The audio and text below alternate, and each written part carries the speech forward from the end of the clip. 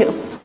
సుపరిపాలన మొదలై ఏడాది పూర్తయిన సందర్భంగా పెందుర్తి నియోజకవర్గంలో సంక్రాంతి సంబరాలు నిర్వహించిన జనసేన పెందుర్తి ఎమ్మెల్యే పంచకర్ల రమేష్ బాబు పాత్రికేయ మిత్రులతో మాట్లాడుతూ నరకాసుర లాంటి జగన్మోహన్ రెడ్డి పాలన మాకొద్దని కూటమికి 164 సీట్లు ఇచ్చి ప్రజలు ఆశీర్వదించారన్నారు. పెద్ద ఎత్తున చేసుకుందాం. పండుగ వాతావరణంలో ధైర్యంగా ప్రజల మధ్యలో తిరిగే విధంగా పనిచేయనోడు దాగుంటాడు. మనం ధైర్యంగా ప్రజల మధ్యలో తిరిగే విధంగా పనిచేద్దామని చెప్పి తెలియజేస్తూ మరి ఈ కార్యక్రమాన్ని చేయమని ఎన్డీఏ కూటమితో ఈ కార్యక్రమాన్ని చేయమని పిలుపునిచ్చిన పవన్ కళ్యాణ్ గారికి జవాబుదారీగా ఉంటాం, మీకు అందుబాటులో ఉంటాం, మీరు ఏది కోరుకున్నా చేస్తామని చెప్పి మీకు చెప్పమని ఈ పండుగ తీసుకున్నాం.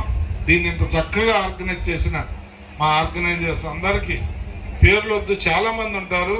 ఎందుకంటే నేను 4 పేర్లు చెప్తే 4 మిస్ అయితే బాధపడతారు. ఈ కార్యక్రమం నిన్న మీటింగ్ పెట్టి మా పార్టీ కార్యాలయంలో నిన్న మీటింగ్ పెట్టి వాళ్ళు ఇలా చేద్దాం అనగానే ఉదయం సంక్రాంతి పెదగాళ్ళు చేద్దాం, సాయంత్రం దీపావళి వార్డులో చేద్దామని డిసైడ్ చేసి పెద్దలందరూ మాట్లాడుకుని అతి తక్కువ టైంలో రాత్రి నిన్న మధ్యాహ్నం మాట్లాడుకుంటే ఈ ఉదయానికి పెదగాళ్ళలో ఇంత చక్కటి ఏర్పాట్లు ఎవ్వరు చూసి వీడియోలు తీసాం.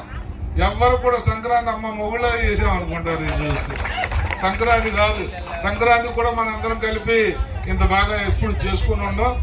దానికన్నా 100 రెట్లు ఎక్కువ చేసిన మీ అందరికి కానీ దీంట్లో పాలు పంచుకున్న ముఖ్యంగా మా అక్క చెల్లెళ్ళకి ఎన్నో పనులు పాడు చేసుకుని అక్క చెల్లెళ్ళు ఇక్కడికి వచ్చి ఈ పండుగని జరిపించిన మీ అందరికీ చేతులు జోడించి నమస్కరిస్తా ఉన్నా. అలాగే మా అన్నదమ్ములు కానీ అందరికీ జన్మత మీరిచ్చిన గెలుపు, నాకిచ్చిన ఈ గెలుపుని మీకోసమే వాడతాం. మనస్ఫూర్తిగా అభినందిస్తా ఉన్నా. ఎందుకంటే ఒక మంచి కార్యక్రమాన్ని పెట్టి ప్రజలకి జవాబుదారీగా ఉన్నందుకు గౌరవ ప్రధాని నరేంద్ర మోడీ గారి నేతృత్వంలో రాష్ట్రానికి జరుగుతున్న అభివృద్ధి సంక్షేమం మీద మాకు సంపూర్ణమైన విశ్వాసం ఉంది. మోడీ గారి నాయకత్వంలో కేంద్రంలో ముఖ్యమంత్రి చంద్రబాబు నాయుడు గారు, పవన్ కళ్యాణ్ గారి నాయకత్వంలో రాష్ట్రంలో అభివృద్ధి పరుగులు పెడుతున్నంతలో మాకేమాత్రం అనుమానం లేదు. కానీ దురదృష్టం ఏంటి అంటే దొంగే దొంగ అన్నట్టుగా దొంగ అన్న చందాన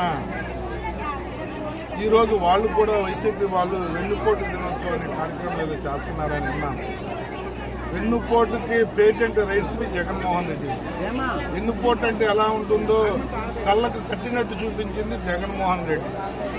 చెల్లిని జగనన్న వదిన బాణం అని చెప్పి ఎలక్షన్ ముందు వాడుకుని ఎలక్షన్ అయిన తర్వాత ఆస్తి ఇవ్వకుండా, రాజకీయంలో విలువ ఇవ్వకుండా బయటకు తోసేసిన వెన్నుపోటుదారుడు జగన్మోహన్ రెడ్డి.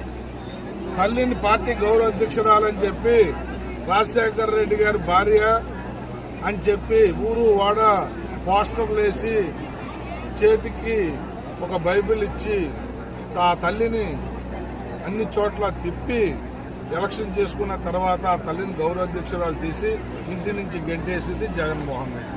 అది వెన్నుపోటు. వెన్నుపోటు అంటే ఇలా ఉంటుంది. బాబాయిని గొడ్డలిపోటుతో, గుండెపోటు అని చెప్పి గొడ్డలిపోటుతో చంపి చంద్రబాబు నాయుడు గారు చంపారు అని చెప్పి ఎలక్షన్కి వెళ్ళి ప్రజల సింపతితో గెలిచి వెన్నుపోటు పొడిచింది జగన్మోహన్ రెడ్డి. జగన్మోహన్ రెడ్డి వెన్నుపోటులకి కొన్ని వందల ఉదాహరణలు ఉన్నాయి. పార్టీలో నాయకులు కానీ, ఆయనకి సేవ చేసిన వాళ్ళు కానీ, ఆయన అధికారంలోకి తెచ్చిన వాళ్ళు కానీ, ఆఖరి పోటు ప్రజలకి 5 సంవత్సరాలు సస్యశ్యామలంగా రాష్ట్రాన్ని నుంచి సుఖంగా పరిపాలించి మా జీవితాలను మెరుగుపరచు అని చెప్పి అధికారం ఇస్తే 151 సీట్లు ఇస్తే ప్రజల్ని గాలి వదిలేసి వాళ్ళ ఆస్తులు, విలువైన ఆస్తులు ఆక్రమించి దందాలు చేసి, దోపిడీలు చేసి, దౌర్జన్యం చేసి ఆఖరి పోటు ప్రజలను పొడిచారు. ఈయన్ని ఎన్నుపోటు అంటారు. ఎన్నుపోటు రాజకీయాలు మా ఎన్డీఏ గిట్టావంటా లేదు. ప్రజలే మా దైవం, ప్రజలే మా న్యాయ నిర్ణేతలు, ప్రజల మన్ననలు పొందే విధంగా పరిపాలన ఉంటుందని చెప్పి మనవి చేస్తాం.